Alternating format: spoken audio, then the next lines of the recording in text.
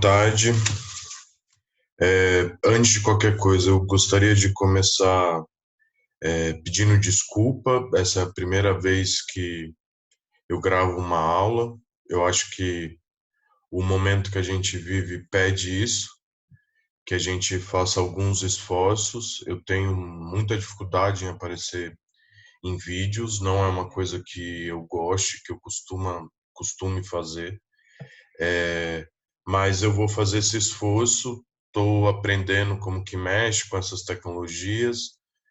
Vamos ver se dá certo. Eu não tenho uma facilidade de falar como YouTubers, também não tenho essa pretensão. Não é o que eu quero fazer aqui. É, mas eu acho que, como eu disse, o momento é para nós fazermos isso, para ter esse esforço, para conseguir ter esse contato. Muitos dos nossos colegas, professores, estão passando aulas, videoaulas. Eu não vou, acho que não vou fazer isso, porque, não sei, eu prefiro eu expor as minhas aulas. Eu vou, então, tentar expor de uma forma sucinta, de uma forma o mais rápido possível, para que, junto com os PowerPoints, com os slides que eu vou colocar para vocês, vocês consigam entender o que está acontecendo. Então, esse primeiro vídeo, ou primeira aula, não sei, eu vou fazer algumas apresentações, fazer uma primeira conversa, para vocês também irem me conhecendo, né? Infelizmente, não tivemos a oportunidade de ter aula nenhuma, então eu vou me apresentar um pouco, depois colocar um pouco das minhas ideias, do que eu estou pensando, e também é um teste para ver se vai funcionar, se eu vou conseguir fazer isso deslanchar. Tá beleza? Bom, a primeira coisa, eu acho que eu não falei no começo, meu nome é Cauê, eu sou professor de sociologia aqui no Colmeia, já há 1 ano e meio. Esse é meu terceiro ano. Eu dei em 2019, 18, 19 e 20.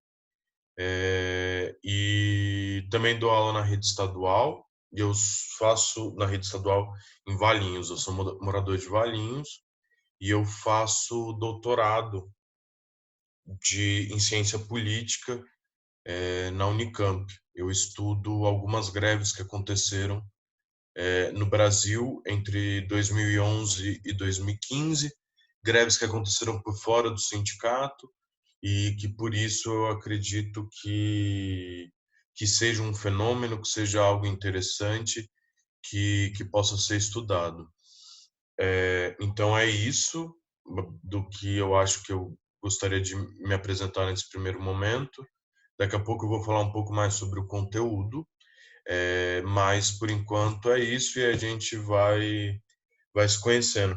Ainda a gente tá vendo, né, como vai ser feita essa interlocução nesse período de quarentena, e mais eu vou estar bem à disposição de vocês, seja no meu Facebook, seja numa plataforma que a gente está vendo aí de utilizar do Google, seja nos comentários das postagens, enfim. Podem conversar comigo sempre que vocês quiserem sobre qualquer assunto, beleza?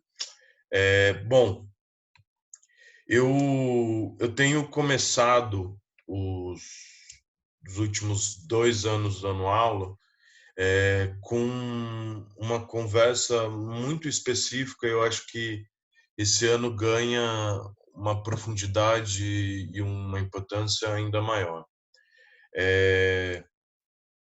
Quando eu nunca tinha dado aula em cursinho, né? Quando eu tive a oportunidade de dar aula no Colmeia, e eu fui estudar o vestibular, principalmente da Unicamp, do Enem, e saí muito preocupado disso, né? Porque é algo muito difícil. Eu sou professor da rede pública, da rede estadual, é com isso que eu tenho contato. E por mais que eu e meus colegas possamos nos esforçar ao máximo, podemos dar as melhores aulas, a falta de condição que é colocada para o aluno da escola pública é, de fato, algo muito preocupante e que coloca o vestibular em um patamar de desigualdade sem tamanho. Então, por isso que e cada vez eu estou mais convencido sobre isso, eu vejo a importância de nós fazermos um cursinho popular, a importância do Colmeia. E eu queria começar, e aí vai vir a parte dos testes, que vocês vão ver que, que é um negócio meio difícil. Eu queria começar com uma imagem que eu gosto bastante dela e com uma frase, e aí eu vou conversando com vocês. Vamos ver se isso dá certo.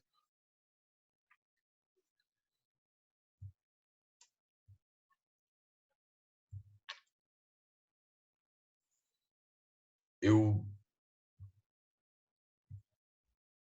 eu espero que vocês estejam vendo uma imagem da Marielle, que com uma frase, né? E eu escolher a Marielle não é à toa, e antes que alguém possa já estar me criticando,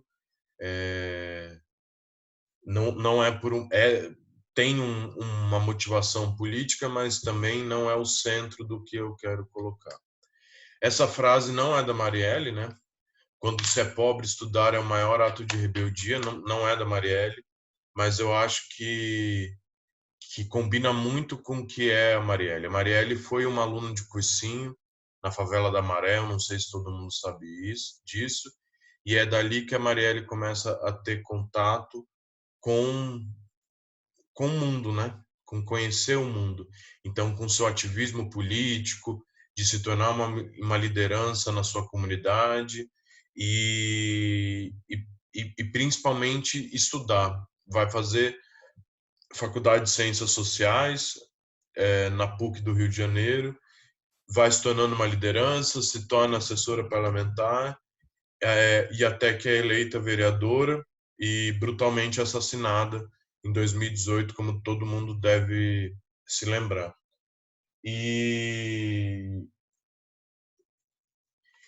e eu acho que essa frase, quando se é pobre, estudar é a maior ato de rebeldia, representa a Marielle e representa o que a gente está fazendo com um cursinho popular, exatamente porque ela tem na sua essência a representação de que estudar é um caminho, é o principal caminho que a gente tem que ter para conseguir superar as barreiras da desigualdade de um sistema que é desigual e que nos vitimiza o tempo todo, tornando com que a população pobre, a população negra, as mulheres, os LGBTs, todas as pessoas que não estão carregadas de privilégios se sintam impedidas de acessar os postos de poder político, de poder econômico, enfim, de ter um acesso ao que é colocado para as pessoas cheias de privilégios,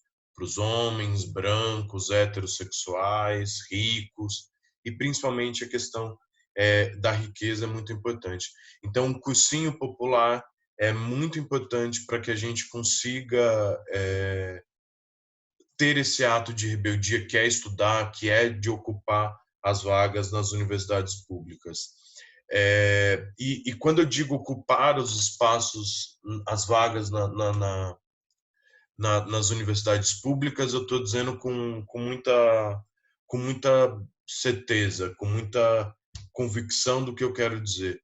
Porque eu acho que a Unicamp, que é a nossa principal referência, é um bom exemplo disso. Quando eu entro na Unicamp pela primeira vez na graduação em 2008, era uma universidade de pessoas todas iguais. Na minha sala tinha 60 alunos, uma pessoa era negra, pouquíssimos de escola pública, 4, 5, não me lembro. Uma boa parte desses de escola pública eram de escolas técnicas, então do Cutuca, do Cotil, do Centro Paula Souza. Isso mostra muito do que é a universidade pública e de como que ela é. E através do acesso, primeiro das mulheres, depois do acesso da população negra, através das cotas, na Unicamp tem um programa que chama PAAS, que é era, né? Existiu o PAAS, que era um programa de afirmação de acesso, né? Não é o mesmo sistema de cotas, mas era um acesso, um pequeno, vamos chamar assim, de bônus para a população das escolas públicas, da população negra, indígena, periférica, enfim, pobre. E aí isso vai mudando, surge movimentos pró-cotas na Unicamp, até que se conquista numa greve histórica de 2016 dos estudantes, se conquista as cotas na universidade, na Unicamp. Isso é histórico. E a universidade hoje é um outro lugar. É muito mais pobre, é muito mais negra, é muito mais periférica, é muito mais LGBT, e isso é muito importante. Em 10 anos, a gente conseguiu transformar a universidade, conseguiu transformar a Unicamp. Ainda tem muito que mudar, não estou dizendo que é o paraíso, mas ainda tem muito que mudar, mas já é uma conquista muito importante. E é curioso, né? Quando entram mais mulheres, vem a luta do movimento negro. Quando entram mais negros, vem a luta do movimento indígena. Então, um vai puxando o outro e a gente vai conseguindo transformar essa universidade, vai pintando ela cada vez mais colorida, com cada vez mais cara de povo. E eu acho que um cursinho popular como o Colmeia tem esse papel de trazer a população pobre para dentro da Unicamp, para dentro da USP, para dentro da Unesp, da UFSCar, de todas as universidades pagas que são pagas, das universidades públicas, que são pagas com os nossos impostos e que, por isso, são importantes que a gente ocupe com isso. E são importantes não só para ter acesso, para cada um ter seu emprego, cada um ter o seu salário, não é por isso, mas é porque para se fazer ciência é preciso que essas pessoas estejam lá dentro, né? Então, eu gosto de dar um exemplo que é a medicina ou a medicina para a mulher negra, né? E eu acho que todo mundo hoje consegue perceber o quanto a medicina é algo que é voltado para os homens, para os brancos principalmente, e mais do que tudo para os homens brancos. E tem toda uma questão da medicina, do corpo, da saúde da mulher negra que não é colocada pela medicina. Isso só vai ser transformado e vem sendo transformado quando nós vemos médicas, mulheres e mulheres negras que vão conseguir ocupar esse espaço e vão conseguir transformar a medicina, transformar a ciência de dentro. Então, trazer essas pessoas da ciência, essas pessoas da periferia, da população negra, as mulheres, para dentro da universidade, é produzir uma ciência muito mais diversa, muito mais plural. Isso é muito importante para a gente, porque caso contrário, ela vai continuar, a ciência vai continuar sendo voltada para uma população muito pequena da nossa sociedade, muito restrita, que não representa a realidade do que é a nossa sociedade. Então, ao longo desse ano inteiro, quando vocês estiverem cansados, quando vocês não tiverem sabendo, não tiverem mais força, tiverem aquele domingo que vocês falam, porra, não aguento mais, tudo bem, descansa um pouco, mas depois vai lá e pensa, não, eu preciso dessa vaga, eu vou ocupar, essa vaga é minha, eu pago com impostos, é ali que eu tenho que estar. Então, se lembrem disso ao longo desse ano inteiro, que vai ser mais difícil, esse ano mais difícil do que todos os últimos anos, mas é muito importante que vocês tenham essa dedicação focada em tomar essas vagas que são de vocês por direito, conquistadas ao longo da vida. Então, esse é um primeiro recado que eu queria deixar para vocês. Ocupem essas vagas que são de vocês por direito. De novo, vou tentar fazer a mudança das imagens que vocês veem. Espero agora que vocês estejam me vendo. Bom, é mais fácil do que eu imaginava. Vamos então ao cronograma. Eu gosto de passar para vocês todo ano um cronograma das aulas que eu vou passar. Esse cronograma é importante ter claro, é uma carta de intenções. O ano passado eu consegui cumprir ele com muito sucesso, assim. Eu acho que eu só deixei de dar um conteúdo ou dois do que eu coloquei todos aí. Foi com bastante esforço, não foi fácil, muitas aulas correndo. Foi, assim, aulas extras, então é, obviamente requer um esforço, mas que com esse conteúdo, vocês devem ter assistido o vídeo que eu deixei do canal do ProEnem, né, do professor Leandro. Isso aqui vai abarcar todos os conteúdos que que provavelmente vai cair no Enem, na Unicamp, nos vestibulares aí mais importantes que a gente vai estar fazendo esse ano. Então, eu vou passar rapidamente. Eu vou disponibilizar todos os slides, listas de exercício para vocês. Vocês vão fazendo. E eu vou passar rapidamente só para que vocês batam o olho para ter uma ideia do que a gente vai trabalhar ao longo desse ano.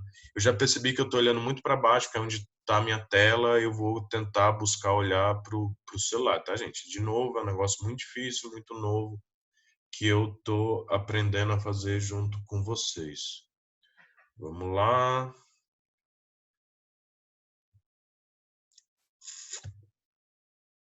Bom, espero que vocês estejam vendo a tela. Esse é o nosso cronograma de aulas. É isso. Coronavírus, não sabemos como vai ser. Eu acho que em alguns aspectos vai conseguir ser melhor, porque o efeito de alguns feriados vão ser minimizados, mas também a vida vai se tornar muito mais difícil.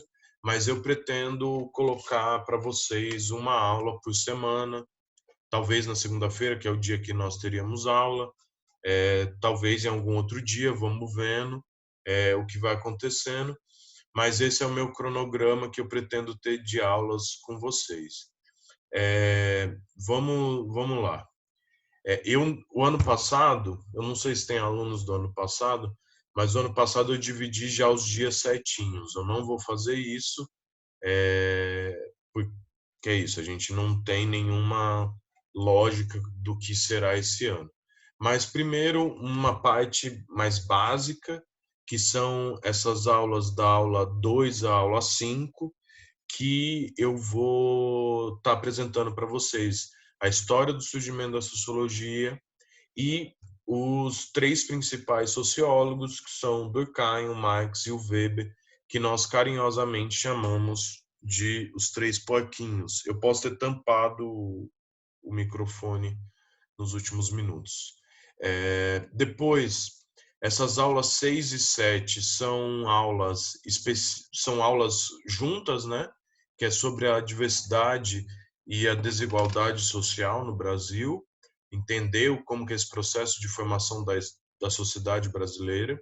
Depois, a aula 8, algumas que já vai estar conectado na aula 7 também um pouco, mas uma aula sobre cultura, então vários aspectos específicos sobre a questão cultural, etnocentrismo, relativismo cultural, que são questões muito importantes que aparecem muito no vestibular, que caem muito no vestibular. Depois tem um pequeno erro aí, depois eu corrijo. Mundo do Trabalho 1 e 2, vão ser duas aulas sobre essa temática. Eu não sei se com aula gravada eu já não faço tudo de uma vez só ou divido em duas vezes. Vamos ver o que a gente faz aí.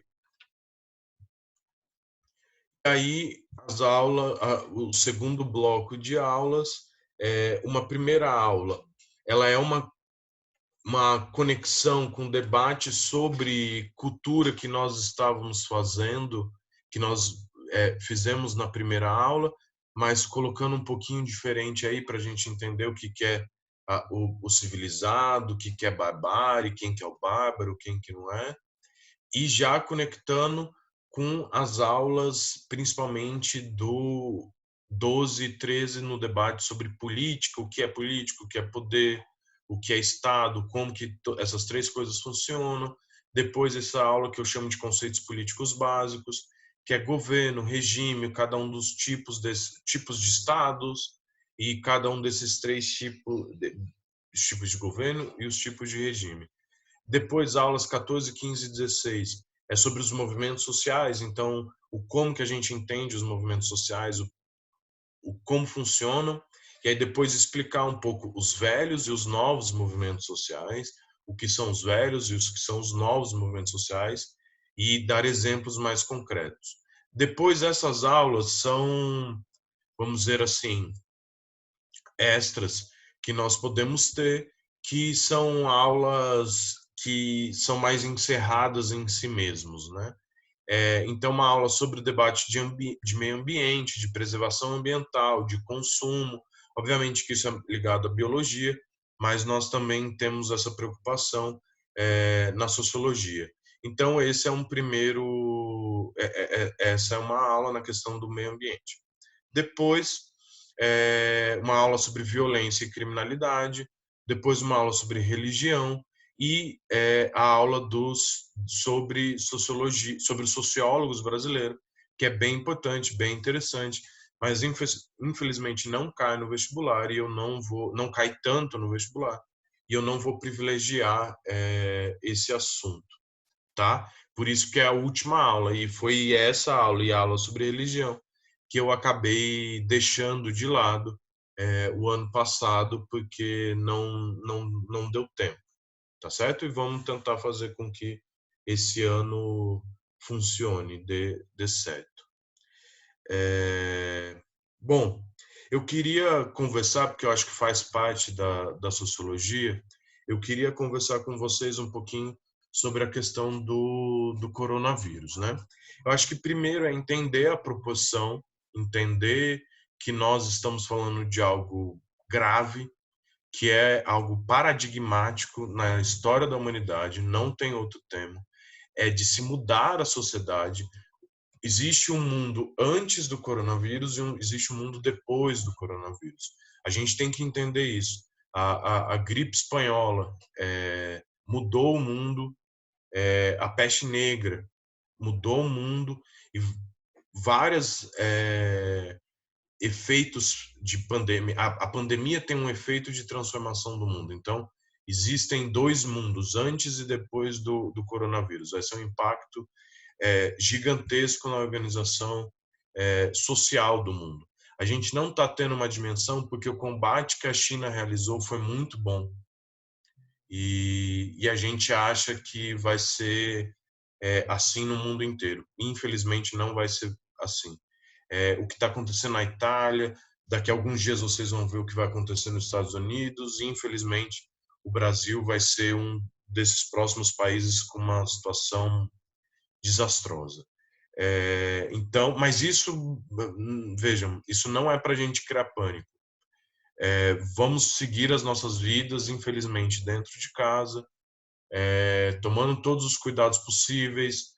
Imagino que todos vocês, ou a maioria de vocês, sejam jovens, e isso nos resguarda um pouco, mas vamos não criar pânico. É a pior coisa, não adianta sair comprando tudo nos supermercados, acabando com papel higiênico, acabando com álcool em gel, não é isso. É mais ter a noção da gravidade para que a gente consiga superar isso, mas sabendo que a sociedade vai mudar.